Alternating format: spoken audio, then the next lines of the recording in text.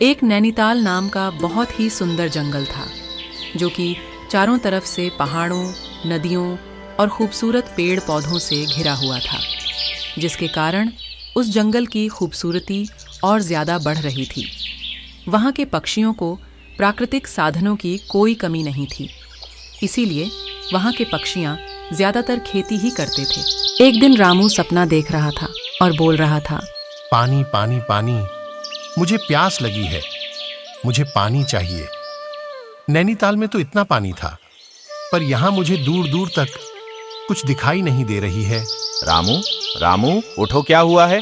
क्यों इतना चिल्ला रहे हो? तभी रामू नींद से घबरा के उठता है और बोलता है, कोई सपना देख लिया था शायद। कुछ नहीं, छोड़ो। तुम लोग यहाँ क्या कर रहे हो? हमेशा की तरह यहाँ बारिश होती रहेगी और हमारा खेती और जंगल की हरियाली भी हरी भरी रहेगी। हाँ भाई, नैनीताल में बारिश नहीं होगी तब कहाँ होगी? यहाँ साक्षात देवताओं का वास है। हमारे जंगल में कभी भी किसी चीज की कमी नहीं होती है। जंगल के और भी कुछ पक्षी आपस में अपनी खेती और फसल के बात कर रहे थे।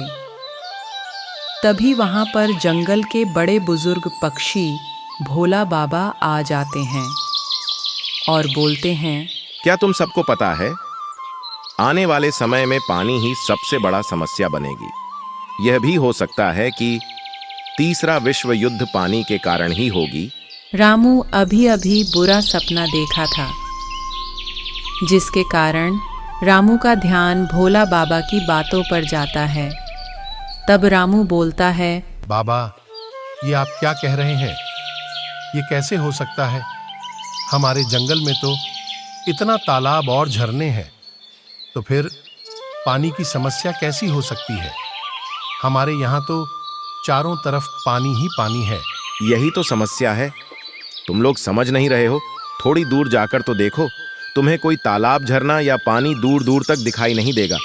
कुछ दिन पहले की बात है, हमारे समय में 100-150 किलोमीटर के अंदर में खूब बारिश होती थी और अब 10-15 किलोमीटर में ही हो रही है।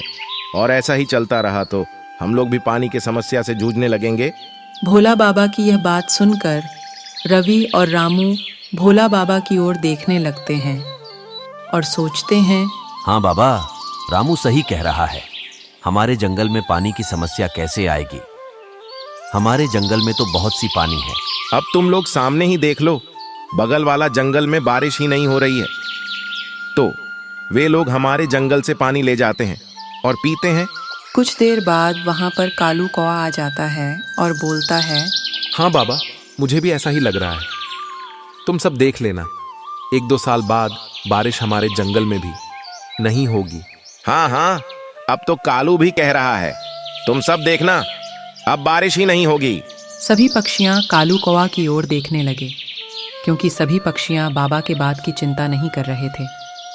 वे लोग का मानना था कि कालू जो भी बात बोलता है वह सत्य ही होने लगता है। बुरी बात तो और ही ज्यादा सत्य होता है। जंगल में सभी पक्षियां का मानना था कि कालू का जुबान बहुत बुरा है, उसका कहना सत्य भी हो सकता है। बाबा, आपका कहना सत्य हो या ना हो, लेकिन अब यह काला जुबान वाला बोल दिया है तो सत्य ही होगा। पर बाबा, इसका कोई ना कोई उपाय तो होगा ना? इस बात को सुनकर जंगल के सभी पक्षियां चिंतित हो जाते हैं और भोला बाबा की ओर देखने लगते हैं। देखो सब, अभी बारिश का मौसम आने में 3 माह बाकी है, तो क्यों ना हम सब मिलकर बारिश के मौसम आने से पहले ही सब जगह पर तालाब बना लें, ताकि बारिश हो तो बारिश का पानी तालाब में इकट्ठा हो जाए और हम लोग उस तालाब के पानी से अपनी खेती और व्यापार आसानी से कर सके। हाँ बाबा, हम सबको ऐसा ही करना चाहिए ताकि हमारा जंगल बच सके।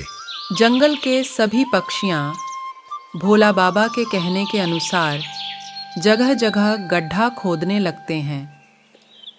कुछ देर बाद जंगल के सभी पक्षियां मिलकर बहुत सारे तालाब बना देते हैं। तभी जंगल के सभी पक्षी इकट्ठा हो जाते हैं। तब रामू बोलता है, हम सब ने मिलकर तालाब तो बना दिया है, अब आने वाली दिनों में पानी की समस्या नहीं होगी, लेकिन इतना करना कोई भारी बात नहीं है।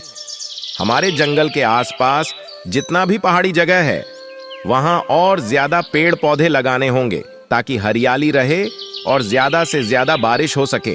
तो क्यों ना बाबा, हम सब मिलकर एक काम करते हैं। हम सब मिलकर पहाड़ों को पेड़ पौधे से भर देते हैं। बाबा के कहे अनुसार सब पक्षियां मिलकर पेड़ पौधे लगाने लगते हैं।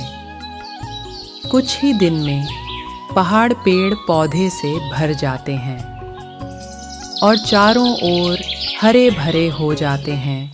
अब बारिश का मौसम आ जाता है और खूब जोर जोर से बारिश होने लगता है। इस साल पिछले साल से भी ज़्यादा बारिश होती है। जब बारिश छूट जाती है तो सभी पक्षियाँ इकट्ठा होती हैं। तब रामू बोलता है, कालू ने तो बोला था कि बारिश नहीं होगी। यहाँ तो पिछली साल से भी ज्यादा बारिश हुई है। इसका मतलब इन्होंने मिलकर हमसे झूठ बोला है। हाँ, हम सब ने मिलकर बेवजह इतना सारे मेहनत की, उसका क्या। सभी पक्षियाँ आपस में बात कर ही रहे थे। तब तक दूसरी जंगल के सभी पक्षियाँ और जानवर उनके ओर आ रहे थे। तभी जंगल के सभी पक्षियाँ देखते हैं कि उन सब के हाथ में फल और मिठाइयाँ हैं और वे लोग लेकर इधर ही आ रहे हैं। तभी उन सब में से एक चिड़िया आगे आकर बोलती है, हम सब बगल के जंगल मंगलपुर से आ रहे हैं। मैं वहाँ का सरपंच हूँ। आप सब पक्षियों को बहुत धन्यवाद करते हैं, खास करके भोला बाबा और कालू जी को। उन्हीं लोगों की वजह से यह सब हो पाया है। ना जाने कितने सालों बाद हम लोग ने बारिश देखी है। जैसे कि लग रहा था कि इंद्रदेव तो हम सबसे नाराज ही हो गए हैं। तभी वहाँ बाबा आगे आकर बोलते हैं, हमारे जंगल में तो बारिश होना लाजमी है, क्योंकि हमारे जंगल में हरे भरे पेड़ पौधे और पहाड़ी इलाका है। तो बाबा, हम सब ने ये फिर क्यों किया? ताकि हम सब ने जो बगल वाले जंगल मंगलपुर में नुकसान किए थे, उसके वजह से वहां पर बारिश नहीं हो रही है। और हमने जो पेड़ पौधे लगाए हैं, इसी के कारण ही इस जंगल में बारिश हो रही है। बाबा, हम सबको पेड़ पौधे और लगाना चाहिए, नहीं तो पानी की बहुत ही समस्या हो सकती है। हम लोगों ने मंगलपुर के पक्षियों को देखकर पानी का महत्व समझ लिया है।